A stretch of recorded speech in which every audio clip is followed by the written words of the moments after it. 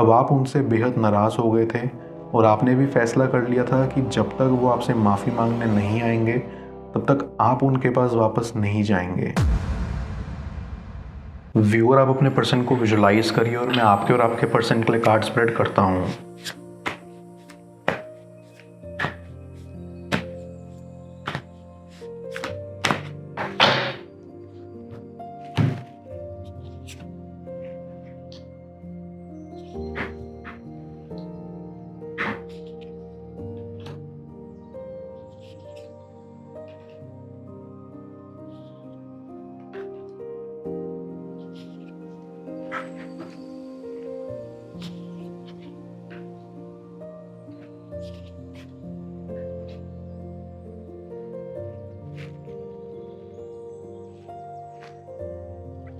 आई सी कि आप एक बहुत ही अट्रैक्टिव पर्सन हो। आपको शायद अंदाज़ा नहीं है, लेकिन आपके पीठ पीछे आप पर बहुत लोग मरते हैं। लेकिन आप बहुत इंट्रोवर्ट टाइप के इंसान थे। आपको इन सब चीज़ों में दिलचस्पी नहीं थी। आपको सिर्फ अपने करियर पर फोकस करना था और अपने सपने पूरे करने थे।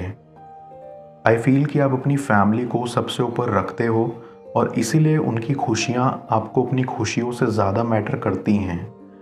आई कैन सेंस कि आपको आपका पर्सन काफ़ी पसंद आने लगा था। आपको उन पर क्रश हो गया था। भले ही आपने उनसे कभी बात नहीं की, लेकिन आपको वो दुनिया के सबसे खूबसूरत इंसान लगते थे और आप उनके साथ सपने सजाते रहते थे। लेकिन आपका पर्सन आपको भाव नहीं देता था और ना ही वो आपकी तरफ देखते थे। ये सोचकर आपको काफ़ी बुरा लगता था और आप अपने ऊपर डाउट करने लगते थे कि आप में ऐसी क्या कमी रह गई जो वो आपको पसंद नहीं कर रहे या आप में कोई दिलचस्पी नहीं रखना चाहते। आई गेट अ वाइब कि वैसे तो आपको कभी इन चीज़ों में कोई इंटरेस्ट नहीं था, लेकिन अपने पर्सन को देखने के बाद आप में एक अलग ही चमक उठी और आपका मन हुआ कि आप उनके साथ एक बॉन्डिंग बना सकें और इसीलिए आपने उनको सोशल मीडिया प्लेटफॉर्म्स पर रिक्वेस्ट भेज दी। बट आई फील उसके कुछ टाइम बाद आप उदास रहने लगे। आपको लगने लगा कि वो आपको शायद पसंद नहीं करते। आई फील कि आपने एक बार नहीं बल्कि कई बार उनसे बात करने की शुरुआत की, लेकिन हर वक्त आपको नाकामी हासिल होती रही। इस कनेक्शन में बहुत एफर्ट्स डालने के बाद आपने ये ठान लिया था कि आप दोबारा अपने पर्सन की ओर मुड़कर कभी नहीं देखेंगे और ना ही अब किसी भी तरह की शुरुआत करेंगे। एक तो आप पहले से इंट्रोवर्ट थे, ऊपर से इन सब चीज़ों में दिलचस्पी नहीं थी और जब दिलचस्पी हुई भी तो वो कामयाब नहीं रही। ये सोच के आपका दिल और टूट जाता था, लेकिन शायद यूनिवर्स को इस कनेक्शन में कुछ और ही मंजूर था। बिकॉज जैसे ही आपने ये फैसला लिया था कि आप वापस अपने पर्सन की ओर मुड़ के नहीं देखेंगे, तभी आपके पर्सन ने आपसे बात करने की शुरुआत की। आपको काफ़ी अच्छा भी लगा और आपकी सारी नाराज़गी भी दूर चली गई। आप उनमें इतने मगन हो गए थे कि आपको अपनी वैल्यू नहीं पता चल रही थी। आप अपनी कदर खो रहे थे, लेकिन आपको इस चीज़ का एहसास नहीं हो रहा था। आपको तो बस इस चीज़ की खुशी थी कि आपके पर्सन ने आपसे बात करना शुरू कर दिया था। फिर धीरे धीरे आपकी बातें बढ़ती चली गई, फिर मुलाकात हुई और नज़दीकी बढ़ती गई। अब दोनों एक दूसरे के करीब होते चले गए। इस दौरान आपका पर्सन आपसे इसलिए नज़रें चुरा रहा था क्योंकि वो बहुत शर्मीले थे और उनको विश्वास नहीं हो रहा था कि कोई इतना खूबसूरत इंसान कैसे उनको अप्रोच कर सकता है। इसलिए वो डरते भी थे कि कहीं उनसे ही कुछ गलत ना हो जाए और वो आपसे दूर भागते थे। पर ऐसा बिल्कुल नहीं था कि वो आपको पसंद नहीं करते थे। वो आपको पसंद करते थे और आप उनके लिए दुनिया के सबसे खूबसूरत इंसान थे। लेकिन बस वो बहुत डरते थे अपनी फीलिंग्स एक्सप्रेस करने में। उनको लगता था कि आप शायद सिर्फ उनसे दोस्ती करना चाहते हैं, लेकिन उनसे दोस्ती हो नहीं पाएगी क्योंकि उनके मन में आपके लिए फीलिंग्स जाग रही थी। लेकिन फिर अचानक उन्हें बहुत बुरा लगा कि वो ऐसा बर्ताव कर रहे हैं आपके साथ। उन्होंने सोचा कि अब उनकी बारी है आपसे बात करने की और इसीलिए उन्होंने आपसे बात करना शुरू किया और अपनी फीलिंग्स एक्सप्रेस करी, जिसको सुनकर आपका मन काफ़ी खिल उठा और आप बेहद उत्सुक हो गए। आई फील आपने काफ़ी लंबे समय तक एक दूसरे को डेट किया और एक दूसरे के साथ रहे। कहीं ना कहीं आपके फैमिली इश्यूज भी थे क्योंकि आप दोनों को ये विश्वास था कि आपके परिवार वाले इस रिश्ते को लेकर कभी हामी नहीं भरेंगे। या तो आप अलग अलग बैकग्राउंड से आते थे इसलिए, या आप अलग अलग धर्म से बिलोंग करते थे इसीलिए। लेकिन प्यार तो अंधा होता है और वो ऊंच नीच धर्म जात नहीं देखता। यही सोच के आपने कभी परिवार वालों की इतनी टेंशन नहीं ली। लेकिन जैसे जैसे आप आगे बढ़ते चले गए, वैसे वैसे आप शादी का भी अपने दिमाग में ज़्यादा सोचने लगे और फिर आप दोनों को डर लगने लगा कि कहीं आपकी शादी कहीं और ही ना होके रह जाए। मैं कार्ड्स को क्लैरिफाई करता हूँ, तब तक आप प्रॉपर एनर्जी एक्सचेंज के लिए इस रीडिंग को लाइक कर दें और पर्सनल रीडिंग के लिए आप मुझे ऊपर दिख रहे व्हाट्सएप नंबर पर अप्रोच कर सकते हैं।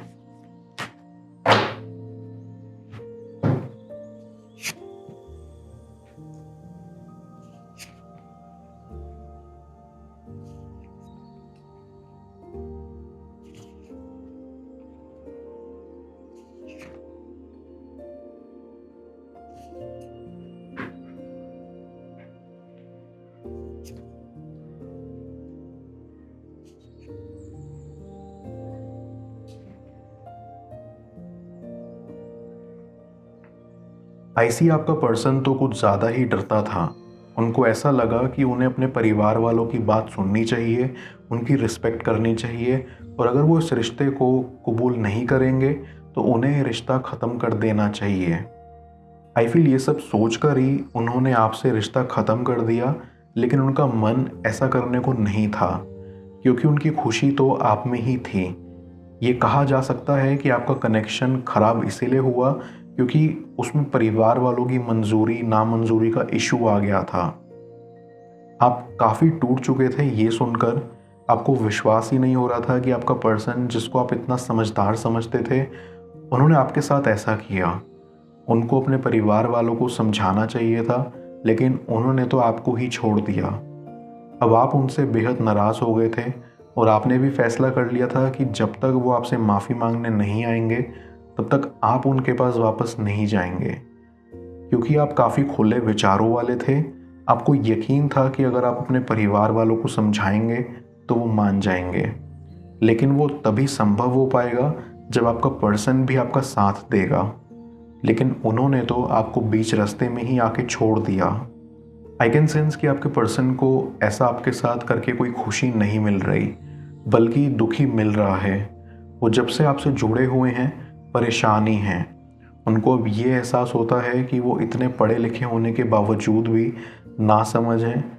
उनको आपके साथ खड़ा होना चाहिए था, आपके साथ मिलकर एक स्ट्रॉन्ग टीम बनानी चाहिए थी, लेकिन उन्होंने डर के मारे आपका साथ ही छोड़ दिया, जिनका उन्हें अब बहुत पछतावा है और वो चाहते हैं कि वो आपके पास दोबारा आ सकें। उन्होंने सोचा था कि वो आपके बिना रह सकते हैं, वो अपने परिवार के लिए अपने प्यार की कुर्बानी दे सकते हैं, लेकिन उनको भी ये मुश्किल सा होता हुआ दिख रहा है। उनको ये आभास हो गया है कि वो अपने प्यार की कुर्बानी नहीं दे सकते, वो आपके बिना नहीं रह सकते। जीवन में जो सुख मिलता था उन्हें, वो सिर्फ आपके साथ रहने से मिलता था, और जब आप उनकी ज़िंदगी में नहीं हो तो उनको बहुत खालीपन और बेचैनी महसूस होती है। कहाँ उन्होंने आपके साथ शादी के सपने सजाए थे, लेकिन वो सब उन्होंने डर के खुद ही ख़त्म कर दिए। उन्होंने कभी हिम्मत ही नहीं करी कि आपके लिए अपने परिवार वालों से बात कर सकें या आपके घर आकर आपके परिवार वालों से आपका हाथ मांग सकें।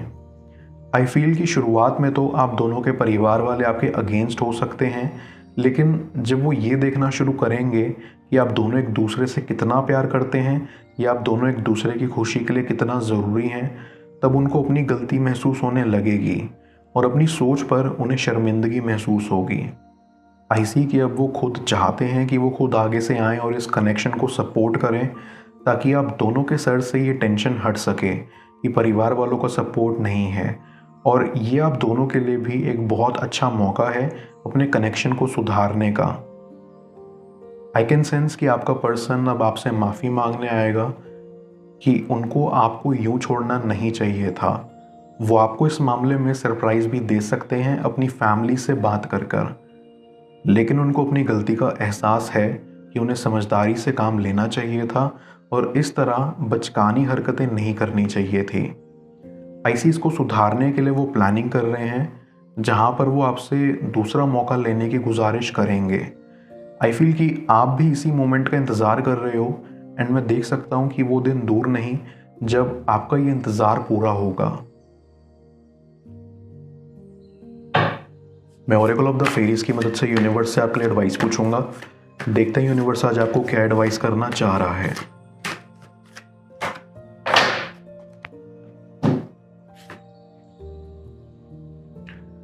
इंस्पिरेशन, ये फेरी आपको रेडी रहने के लिए बोल रही है, क्योंकि आपको अपनी लाइफ के स्टेज पर यूनिवर्स से इंस्पिरेशन मिलने वाली है।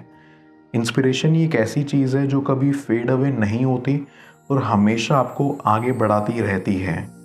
आने वाले कुछ टाइम में यूनिवर्स आपके दिमाग में एक आइडिया प्लांट करने वाला है, जिसकी तरफ आपको रिसेप्टिव रहना है। आपको बस अपना यही इंटेंशन रखना है, इस आइडिया से मिलने वाली इंस्पिरेशन आप में फ्लो हो रही हो।